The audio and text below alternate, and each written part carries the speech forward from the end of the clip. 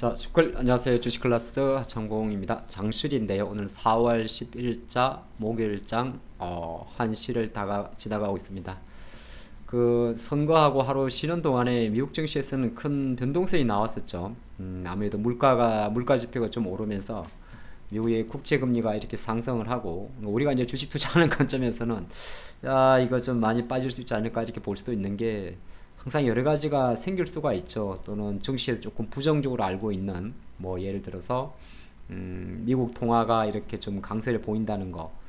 근데 항상 이런 거는 약간 부차적인 게 맞아요. 뭐냐 하면 주식은 뭐 항상 어느 정도의 로직은 있습니다. 뭐 이래서 환율이 오르게 되면 우리나라 뭐 장이 안 좋다 그렇게 볼 수 있는데 다른 한편으로는 우리나라 시장 외환 시장 같은 경우도 일본의 엔화 강세라든지 또는 뭐 예를 들어서 달러가 약하다든지 그런 거 다 반영을 해서 우리나라 원화 환율 같은 경우들이 꽁충 뛰어 있는데 환율에 가장 민감한 투자자들은 잘 아시겠지만은 외국인 투자가겠죠. 그렇죠? 외국인 투자가가 아무래도 달러 베이스로 보니까 환율에 가장 민감할 겁니다. 그러면 다른 변수가 있어서 오늘 장이 이제 아침에 좀 개발락을 했다가 많은 반등을 하면서 많은 투자분들이 오해도 할 수 있고 앞으로 구심점에 대해서도 또 생각할 수가 있는데 뭐 시장이나 이런 거는 치수 흐름은 어차피 이제 종목 흐름이 되는 거죠. 삼성전자나 아니면 코스닥은 뭐 예를 들어서 제약바이오나 에코프로가 되는 건데 가장 시장이 중심이라고 이야기하는 이 외국인 투자가들의 매수세가 가장 안 나가면 환율이 오른다고 하더라도 정신은 그게 나쁘지 않은 거고 다른 한편을 놓고 보게 되면 외국인 투자가들이 사는 종목이 계속적으로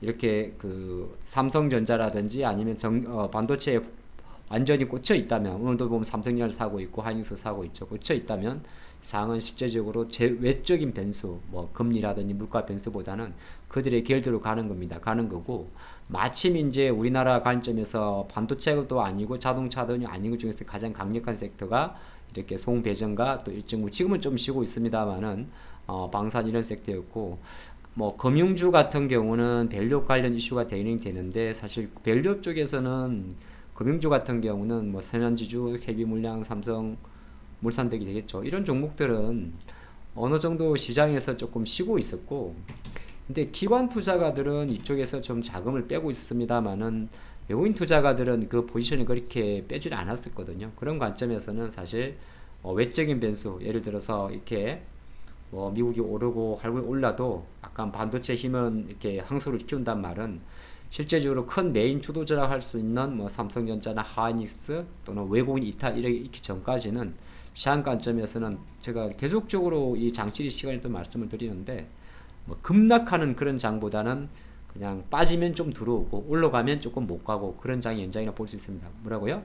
빠지면 들어오고 올라가면 못 가고인데 또 이런 것도 있을 수가 있죠. 많은 투자분들이 이제 한 종목을 좀 보게 되면 오늘 특징주가 될 것 같은데 특징주는 많습니다. 뭐 한미 반도체 같은 경우가 또 대표적인 특징주인데 자 이게 사진 한번 보도록 할까요? 뭐 그렇게 새로운 건 아닐 수도 있긴 있는데 하이닉스 쪽으로 납품이 들어가죠. 예. 근데 뭐 TC 본드도 있고 이것저것 많이 만듭니다만은 이제 4월 참 아이러니하지 않습니까? 뭐 저는 갑자기 이런 생각이 드는데 4월 1일자에 듀얼 TC본드 타이거를 출시했어요. 그러니까 이 TC본드에 이제 하나의 보면 시리즈가 있더라고요. 예, 타이거를 출시했는데 물론 이제 성능이 더 좋아졌겠죠. 뭐 그렇죠. 좋아졌겠죠. 이렇게 우리가 추정할 수가 없잖아 있긴 있는데 뭐 금액으로 놓고 보면 우리 투자가 관점에서 이런 게 좀 어려운 거예요. 뭐 이게 뭐야? 끼케야 뭐 225억이잖아 이렇게 볼 수 있잖아요. 근데 이제 계약 상대방이 아무래도 마이크론 테크놀로지가 적혀 있다 보니까 이제 쉽게 말해서 수주라는 것 자체가 이제 한 대 들어가게 되면 그게 앞으로 전방 산업 같은 경우가 계속적으로 HBM이나 이런 거를 마이크론이나 강화를 하고 어떤 기업이 뭐 하이닉스면 하이닉스 쪽으로 납품을 하다가 이제 새로운 마켓 유통처를 갖게 되게 되면 이제 앞으로에 대한 기대치가 되게 높아지는 거죠. 이제 투자자분들은 이 금액에 집중할 필요는 없어요. 물론 금액도 되게 중요합니다. 근데 주가라는 거는 항상 우리가 놓고 보면 그런 게 있거든요. 앞으로 이 금액은 좀 혹시나 다른 거에 상대적으로 비교해봐가 좀 작다 하더라도 이제 계약의 상대방이 누구냐 그리고 단발로 끝나는 게 아니잖아요. 그렇죠. 우리가 물꼬를 턴다는데 주식도 그런 게 있어요. 그런 게 있는 이유가 언제 그러냐 하면 지금처럼 이렇게 먼 이야기가 나와도 그 누군가가 외국인이겠죠. 물가가 나와도 중국이 지표가 안 좋아도 환율이 올라도 외국인들이 쥐고 있는 게 반도체고 그들이 쥐고 있는 흐름 자체가 이렇게 황소를 키우고 있다면 이쪽에 대한 섹터 자체는 상당히 강한 겁니다. 물론 그게 언제 어떻게 끝날지는 알 수는 없어요.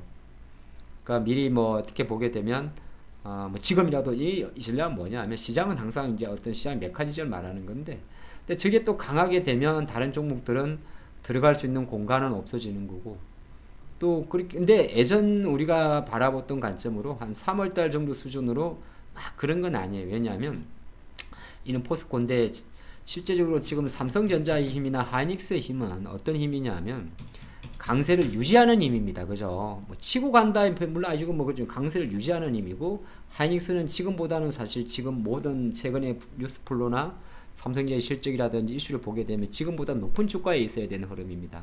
근데 이제 조금 낮게 있다는 것은 아직 뭔가 본격적인 매수세가 들어오지 않는다는 거고. 근데 이제 한미반도체가 저렇게 출시를 하고 뭐 하나의 일례입니다만은 여전히 삼성전자의 실적 후광 효과로 레거시 반도체라든지 HBM 이슈가 있다 보면은 뭐 돌고 돌면서 또 좀 잡아주는 거예요. 물론 그 쏠림의 역학이 어떤 기관들의 어떤 쏠림이 만들어냈을 때 뭐 최근에 코미코라든지 또는 제가 지난 영상에서 분석했던 KN솔이라든지 이런 식으로 순간적으로 몰리긴 합니다만은 확실한 거는 지금 시장 관점에서는 이 황소의 주인공이 아무래도 반도체다 보니까 이걸 메인에 잡아놓고 어떤 특정 섹터나 로테이션을 좀 준비하고 거기에 대응하는 게 좋고 이제 많이 빠진 종목이나 좀 많이 처진 종목들 같은 경우는 너무 많이 처진 종목들은 조금 어려울 수가 있어요. 네.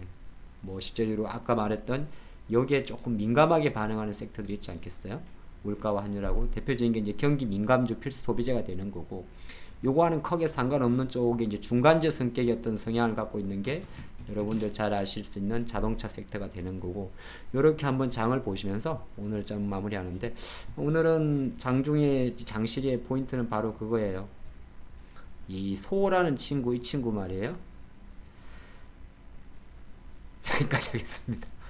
화이팅입니다.